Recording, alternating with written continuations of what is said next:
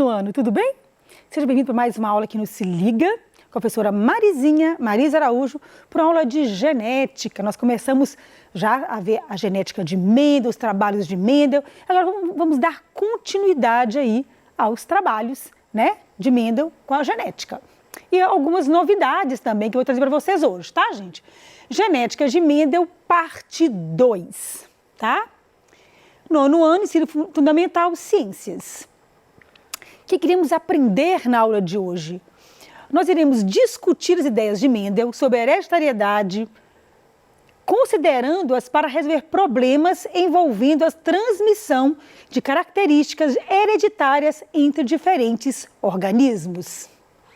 Bem, lembrando, gente, que eu contei para vocês que Mendel trabalhou com ervilhas e ele disse lá que as ervilhas tinham fatores que eram passados da planta mãe para a planta filha.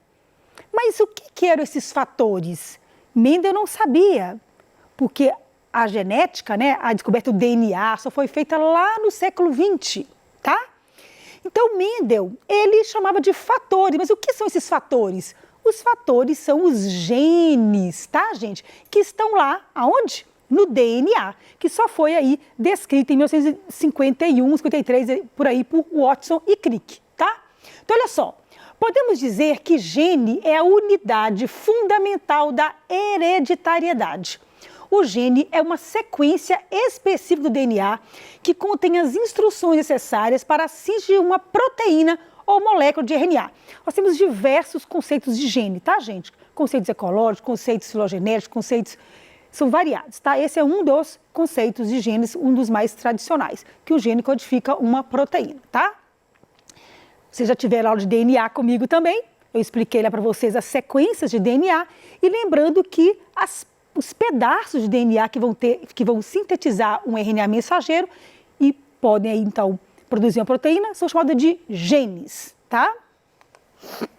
Então, olha só, aqui está mostrando um desenho para vocês terem uma ideia, né? Isso aqui seria um cromossomo, mostrando aí, olha, de vermelhinho, um gene, tá, gente? O que é locus? Locus é o local onde esse gene encontra, tá?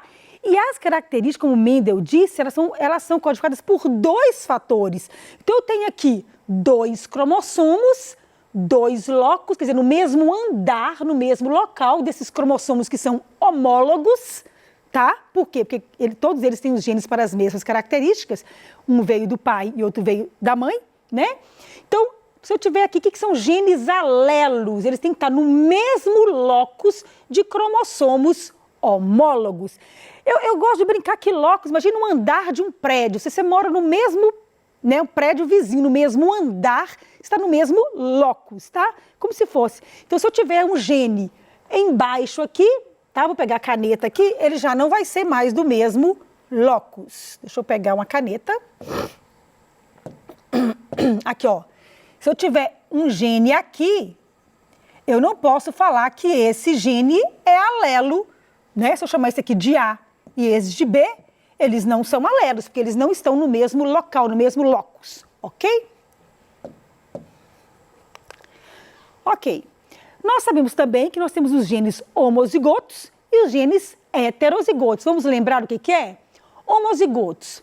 Nós temos seres homozigotos, que são aqueles que apresentam pares de genes alelos idênticos. Exemplo, azão-azão, azinho-azinho. Ou seja, possuem genes alelos idênticos. Exemplo aqui, ó. Homozigoto azão-azão. Esse cromossomo é homólogo desse, tá? Esse gene azão é alelo do outro gene azão e são homozigotos, tá certo? Eles são iguais, tá? E vão caracterizar aí a mesma característica. Falei redundantemente. Bem, e heterozigoto? Aqui eles já possuem dois genes alelos distintos, olha, um azão e um azinho. Você não vai achar azão, azinho no DNA. É só para a gente diferenciar, tá, gente? É porque aí, no caso, pode ter havido uma mutação, por exemplo, uma recombinação gênica, e teve aí uma variação naquele código genético. E com isso vai produzir uma proteína diferente, tá? Você tem que imaginar lá na molécula, tá, gente? Aqui também, olha, um gene homozigoto, ó, azinho, azinho, tá certo? Então, nós temos os homozigotos e os heterozigotos. Só para relembrar, eu gosto muito de trabalhar com mapa conceitual. Escreve aí no caderno, é ótimo para o seu cérebro e encaixotando, compartimentando, organizando as ideias, tá? Então, olha só, nós temos genes alelos que podem ser dominantes ou recessivo. Por sua vez, o dominante pode ser homozigoto ou heterozigoto. Exemplo, ó, homozigoto dominante e o heterozigoto, que ele tem aqui um gene recessivo, tá vendo? E o homozigoto aqui, que é igual e duplamente recessivo, tá? Então, sempre que puder, façam mapas conceituais, esqueminhas. Beleza, vou ensinar uma coisa nova aqui hoje para vocês. O que é dominância incompleta? A dominância completa é quando eu tenho lá um gene dominante e ele, em homozigose, por exemplo, azão-azão, ou heterozigose, azão-azim, ele vai dar aquela mesma característica. Na dominância incompleta, aparece uma característica intermediária nos heterozigotos. Exemplo, olha só, a planta maravilha, Mirabilis jalapa, ela tem dois alelos distintos, tá? O V condiciona flor vermelha e o B condiciona flor branca, tá? Tá aí a flor maravilha, 3 fenótipos, tá, gente? Vermelho, branco e apareceu aqui um intermediário, né? Um rosinha. Como isso acontece, Marizinha? Olha só, vamos ver aqui geneticamente, tá? Eu tenho a geração parental, a planta vermelha, Vzão, Vzão, pura, a planta branca aqui, Bzão, Bzão. Quando eu vou juntar as duas, eu vou ter aqui, ó, primeiro, logicamente que essa planta só vai produzir gameta Vzão, porque ela só tem Vzão, Vzão. E aqui ela produziu gameta B. Quando juntou, ficou VB. Bem, se fosse dominância completa, ela seria vermelha, porque o V aqui do dominante. Só que como uma dominância incompleta, é como se esses dois genes se manifestassem e misturassem essa característica, a planta heterozigota vai sair com uma cor intermediária, sair uma cor rosa, tá? Isso acontece com algumas espécies, tá, gente? Dente de leão, por exemplo, acontece também. Olha só, então vamos fazer o cruzamento aqui de linhagens puras. Repetindo, ó, esse quadro de Punelli é ótimo porque organiza melhor para você fazer o cruzamento. Então tá aqui, ó, Bzão, Bzão, Vzão, Vzão. Vamos fazer o cruzamento. B com V vai dar BV. Aqui também BV. Aqui embaixo BV, BV. Então, se eu cruzar plantas homozigotas puras, eu vou ter fenótipo. É o que você vai enxergar. 100% de planta rosa. E o genótipo, que são as letrinhas que está lá no gene, também vai ser o quê? 100% de planta BV, heterozigota. Tá? Ok? Fenótipo que você vai enxergar a expressão do genótipo, tá? Vamos agora fazer o cruzamento de linhagens híbridas. Vzão, Bzão, Vzão, Bzão. Vamos lá. Vzão, Vzão, Vzão, Bzão, Vzão, Bzão e Bzão, Bzão. Ok. Vamos agora olhar o fenótipo e o genótipo. Eu gosto de começar pelo genótipo primeiro. Olha só. Vzão, Vzão. A gente teve aqui, ó, de Vzão, Vzão, 25%, porque é 100% dividido por 4, né? E de Vzão, Bzão híbrido? Híbrido eu tive 50%. E o Bzão, Bzão? Bzão, Bzão, nós encontramos a proporção de 25%, ok? Então apareceu duas vezes aqui o híbrido. Marizinha, e o fenótipo? Bem, Vzão, que é 25%, vai ser que cor? Ah, vai ser a cor vermelha. Então, aqui eu tenho 25% de cor vermelha. E o híbrido? 50% de cor rosa, tá? Está obedecendo aí a mesma proporção genotípica, no caso de dominância incompleta. E aqui 25% de flor branca.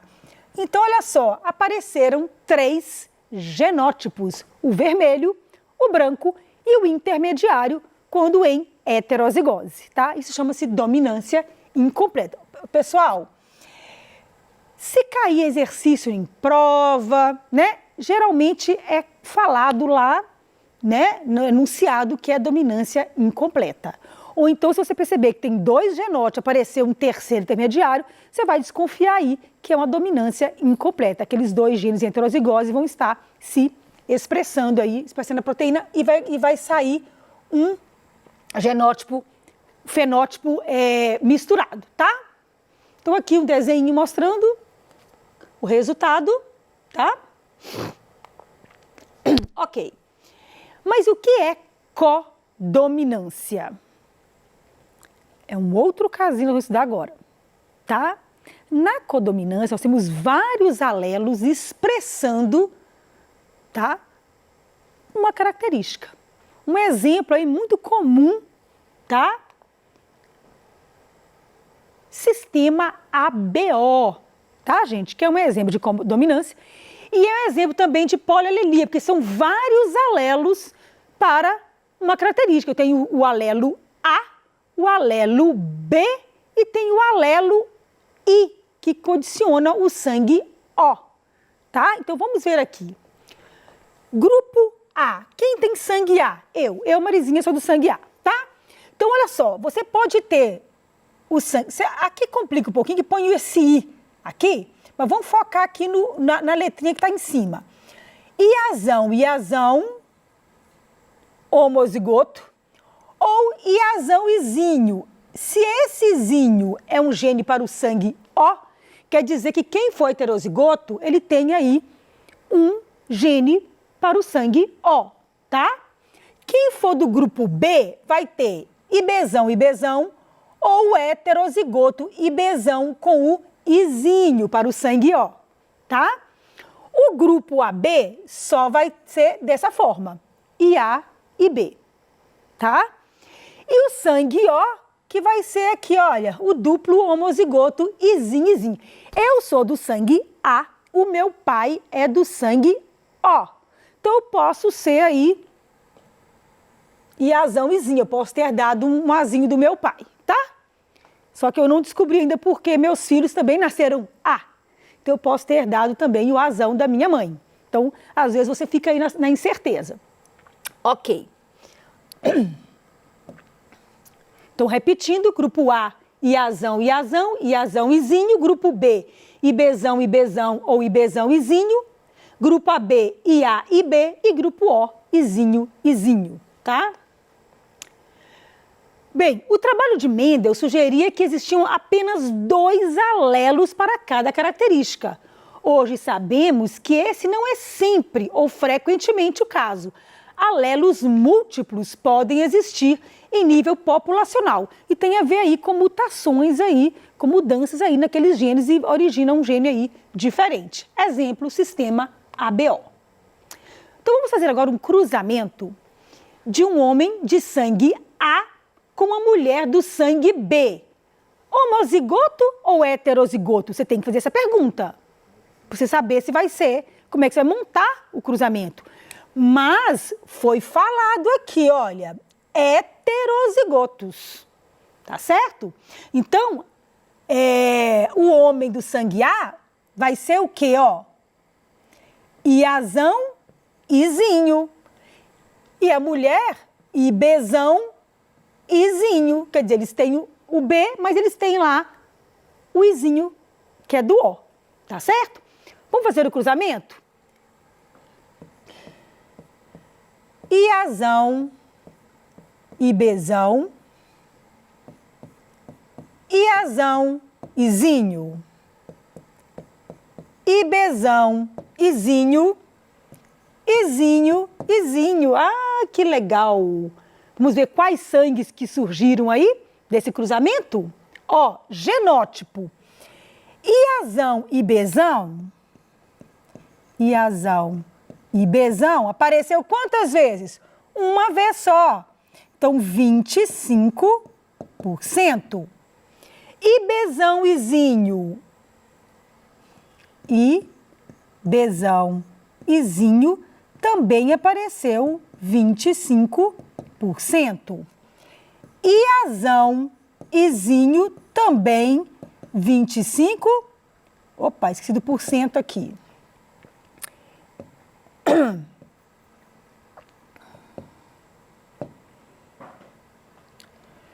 E o Izinho, Izinho também apareceu quantos? 25%, tá? Então, você vai fazer aí a sua observação e vai anotar. Tá, e o fenótipo?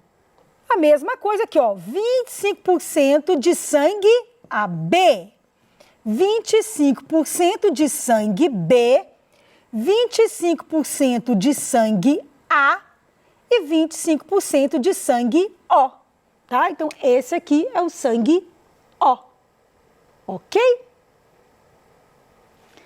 Difícil? Genética é treino, tá, gente? Treinar a leitura genética, treinar o exercício. É igual matemática, treino, tá bom? Tá, Marizinha, eu gostei desse negócio de saber de sangue. O que é esse negócio de sangue A, sangue B? Olha só que interessante. Quem tem sangue A, nós temos aqui a hemácia, tá, gente? Ó, que é o nosso glóbulo vermelho. Ele vai ter, tem a hemoglobina, que é a proteína básica dele, mas tem uma proteína a mais que tá aqui, olha, eu coloquei aqui tipo uma plaquinha. A proteína A, que eu chamo de antígeno, tá? O sangue B vai carregar a plaquinha B, tá vendo? O sangue AB, ele carrega uma plaquinha A e uma plaquinha B. Ele tem 2 antígenos. E o sangue O, nada, ele não tem antígeno. O que quer dizer isso, gente? Quando um sangue for misturado com outro, aquele antígeno vai ser avaliado e aquele outro organismo, ele pode reconhecer ou não esse antígeno, essa proteína, tá? Sendo assim, o sangue A, ele reconhece a proteína A, mas ela não conhece a B, então ela produz anticorpo anti-B. O sangue B reconhece o B, mas não reconhece o A. Então, ele produz anticorpo anti-A. O sangue AB reconhece os dois, então ele não produz anticorpo. E o sangue O não reconhece nem o A e nem o B, porque ele não tem nenhuma das plaquinhas naquela hemácia. Então, ele vai ter anti-A e anti-B, que eu chamo de aglutinina, que são os anticorpos. Como assim, Marizinha? Se eu sou do sangue A, receber o sangue AB, eu vou reconhecer a plaquinha A, mas eu não vou reconhecer a plaquinha B. Então, eu libero anticorpo anti-B. Vai coagular, vai dar um problema, não pode, tá? Quem é do sangue AB, ela conhece a plaquinha A e conhece a plaquinha B. Então, ela recebe de A, recebe de B, recebe de O. E o sangue O não reconhece ninguém. Você não pode, quem é A, quem é B, quem é AB, não pode doar para o O, porque ele vai ter anticorpo anti-A e anti-B. Então, para finalizar aqui a brincadeirinha, olha que interessante aqui. Ó, quem é do sangue O, como ele não tem antígeno, ele pode doar para O, ele pode doar para A, pode doar para B, pode doar para B. Ele é o doador universal, tá? Quem é do sangue AB, vou fazer aqui do O e do AB. O AB, gente, ele pode doar para o O? Não. Ele pode doar para o A? Não, porque o A tem o A, mas não tem o B, tá? Então, o AB, ele vai doar para ele mesmo, ele recebe de todos, ele é o receptor universal. Espero que tenham gostado dessa aula e mande a dúvida aqui para mim no Tira Dúvidas. Um grande beijo da Marizinha.